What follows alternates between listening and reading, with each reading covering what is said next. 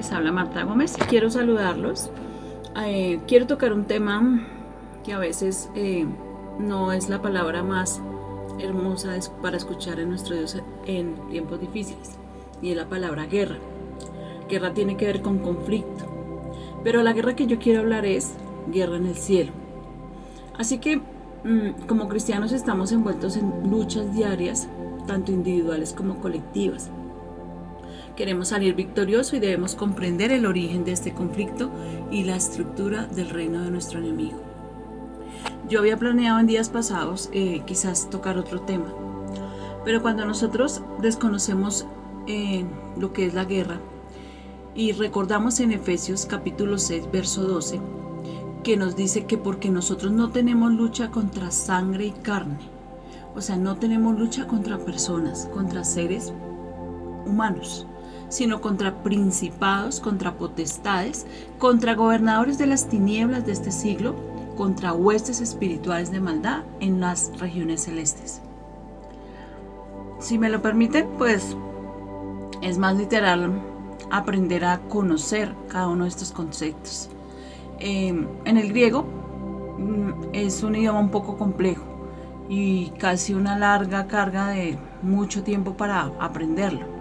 Sin embargo, cuando Efesios nos nombra porque nuestra lucha no es contra sangre y carne, la Biblia, versión viviente, dice que es contra personas con cuerpos, lo cual no es una buena traducción. Nuestra lucha no es contra personas con cuerpos, sino contra principados, contra autoridades, contra los denominadores del mundo, de estas tinieblas presentes, contra huestes espirituales de maldad en las regiones celestes. Y comienza aquí mi texto, diciendo, no luchamos contra sangre y carne. Desafortunadamente muchos cristianos tenemos un concepto o una puntuación incorrecta de qué es la lucha, contra quién peleamos. Y yo diría en mis observaciones que la mayoría de cristianos nos equivocamos, no muchos, pero realmente estamos luchando contra huestes espirituales y a veces conceptualizamos a personas. Así que es un combate de boxeo. Hay ciertos golpes que no se permiten en la parte del cuerpo. La lucha, como se llama, es un combate total. La palabra que usaba Pablo aquí, estábamos en combate total contra las fuerzas espirituales, personas sin cuerpos, contra principados y potestades, y volveré tal vez a leer esa frase más adelante, contra denominadores del mundo de la oscuridad presente, contra huestes espirituales o fuerzas de maldad en los lugares celestes. Entonces, no me cabe duda que hay personas muy relevantes y muy importantes dentro de la guerra espiritual y estas enseñanzas como Derek Prince. Sin embargo, quiero que esta vez tocar este tema. ¿Por qué? Porque muchos tocamos temas anímicos, temas de guerra espiritual, temas de empoderamiento en la palabra de alguna manera. Pero olvidamos que el cristiano está expuesto día a día en una guerra espiritual. No se trata de estar viendo entes espirituales en toda parte, pero debemos entender lo que hablaba el apóstol Pablo cuando decía: conozco a un hombre en Cristo que hace 14 años, no sé si en el cuerpo ni fuera del cuerpo, Dios lo sabe, fue arrebatado hasta el tercer cielo, y conozco a tal hombre, no sé si en el cuerpo ni fuera del cuerpo, Dios lo sabe, cómo fue arrebatado al paraíso y oyó las palabras inefables que al hombre no le es lícito expresar. Pablo hablaba de alguien, de un creyente que tuvo una experiencia maravillosa y que fue arrebatado al tercer cielo. Pablo dice que no sabe si su cuerpo fue arrebatado con él o solo su espíritu, pero allí estaba el tercer cielo, y fue arrebatado al paraíso y oyó las palabras inefables que no le es lícito al hombre expresar. Antes de convertirme en creyente, yo tuve experiencias también que en mi lógica humana no podía entender, pero que a la luz de la palabra he comprendido que hay un cielo, un infierno, pero que también hay un cielo que nosotros vemos. La definición de este tercer cielo no está explícitamente en la palabra de Dios como tal, pero sí lo menciona de manera textual dentro del argumento bíblico. Así que dice que este hombre escuchó a Dios mismo, estaba en el paraíso. Obviamente, este es el punto más alto donde Dios mismo mora. Así que el tercer cielo es un cielo superior. Por así decirlo, creo que el primer cielo es lo que nosotros vemos de manera visible. ¿En qué vemos este cielo? El sol, la luna, las estrellas, bueno, etcétera. Lo que puedes ver cuando miras hacia arriba. Ahora bien, entre el primer cielo y el tercer cielo debe haber un segundo cielo. Y creo que ese es el área donde se produce el conflicto. No creo que haya ningún conflicto en el cielo donde Dios mora. No existe ese tipo de conflicto en la tierra. ¿O sí? Pero si en este cielo intermedio entre la tierra y el trono de Dios hay un segundo cielo, ¿qué tipo de cielo hay? Ahora bien, ¿cómo surgió este conflicto? ¿Cuál es su origen? La Biblia nos dice ciertas cosas con respecto a esto. Nos dice otras cosas como es un error intentar saber más de lo que la Biblia dice, pero es fundamental que averigüemos, así que voy a pasar ahora por Isaías capítulo 14. En mi traducción, el pasaje que estoy analizando comienza en el versículo 12 y se titula la caída de Lucifer. Esas son palabras proféticas dirigidas a cierto ser angelical que se rebeló contra Dios. Recordemos el pasaje. ¿Cómo has caído del cielo, oh Lucifer, hijo de la mañana? ¿Cómo has sido derribado, tú que debilitabas a las naciones? Ahora, entendamos la motivación de la rebelión de Lucifer.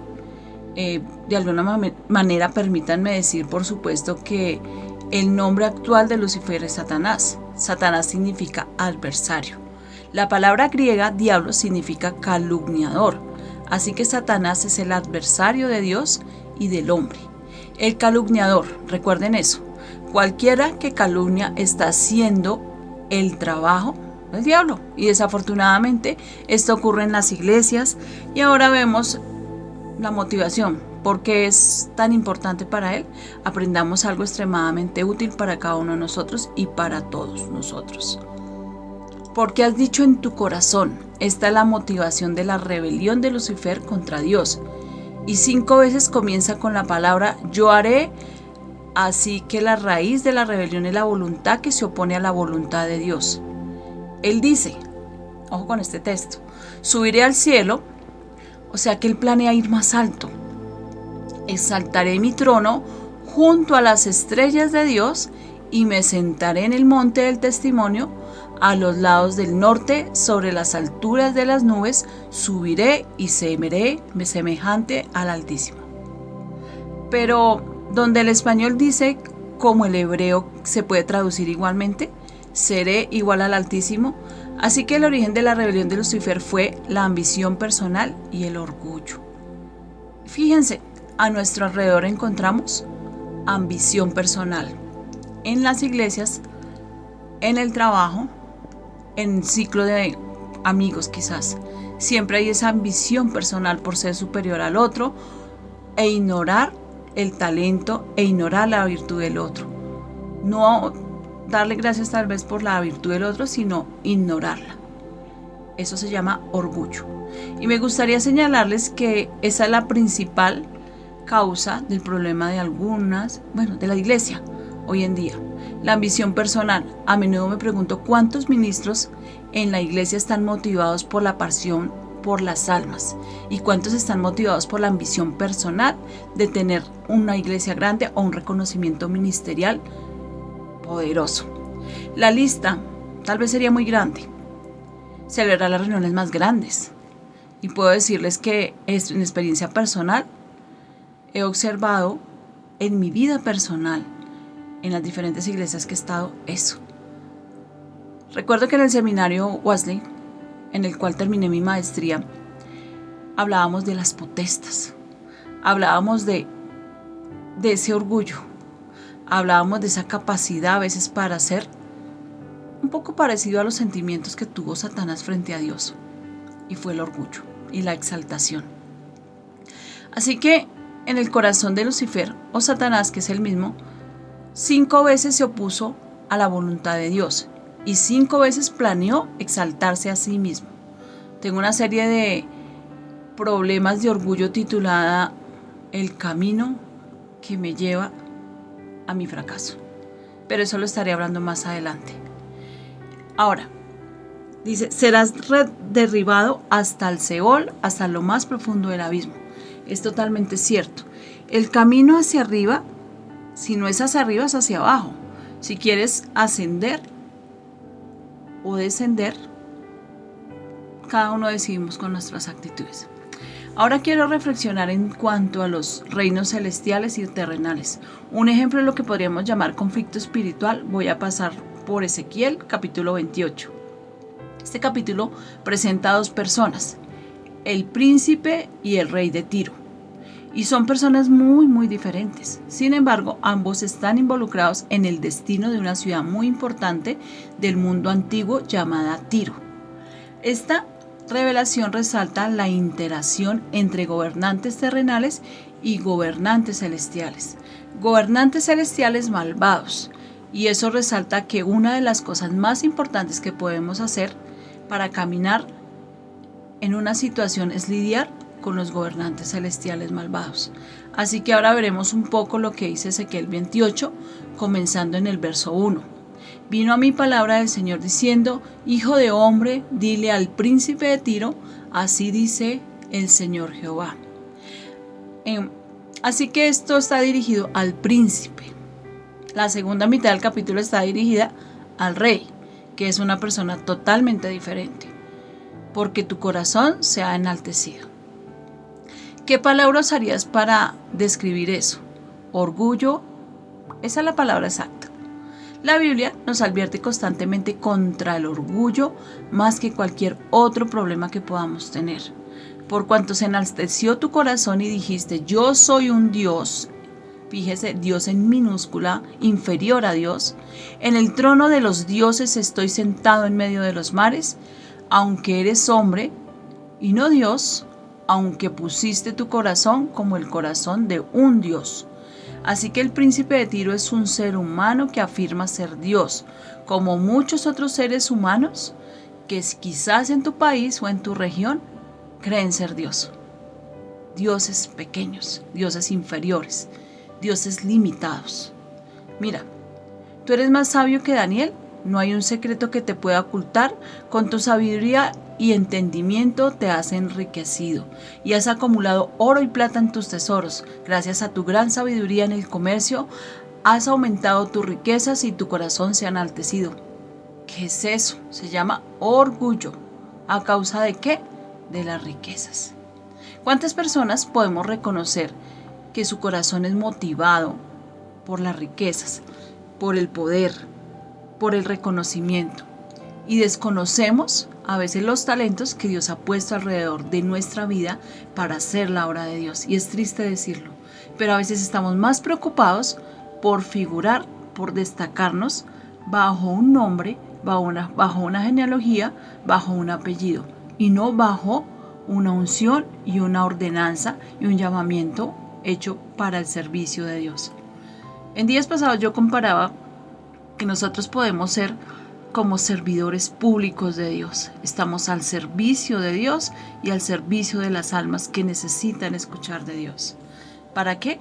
Para ensanchar el reino de los cielos. Ahora, perfecto.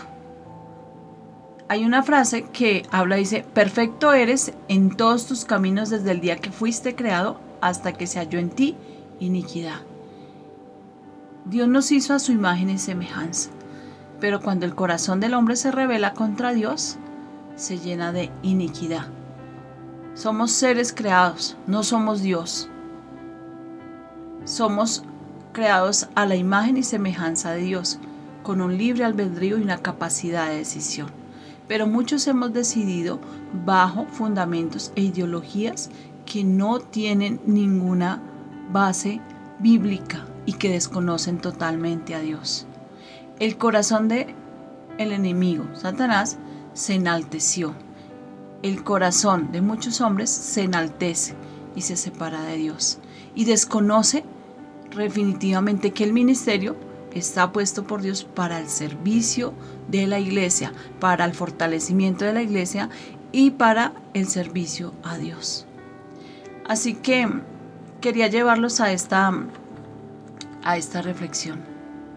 Creo que a veces necesitamos considerar que no somos dioses, pero necesitamos considerar que estamos hechos a su imagen y semejanza. Necesitamos considerar que somos templo del Espíritu Santo, redimidos, purificados, santificados por la sangre de Jesús. Mis miembros, las partes de mi cuerpo, son instrumento de justicia, entregados a Dios para su servicio y su gloria. El diablo no tiene cabida en mí, no tiene poder en mí, no hay demandas pendientes contra mí. Todo ha sido resuelto por la sangre de Jesús. Venzo a Satanás por la sangre del Cordero y por la palabra de mi testimonio. No amo mi vida, sino que la entrego completamente a Dios, porque Él puede restaurarnos. A veces somos dioses de nuestra propia vida y lo que no reconocemos es que nuestra vida está en las manos de Jesús, en las manos de Dios, y que Él decide hasta dónde viviremos. Pero qué bueno poder tomar lo que Apocalipsis 12 dice en el verso 10.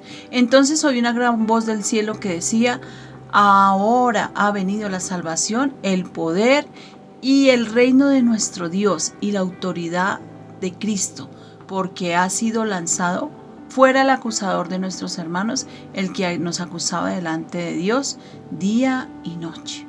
Entonces, de ahí dependen todas las enfermedades, todas las depresiones, todos los estados anímicos. Él es el acusador.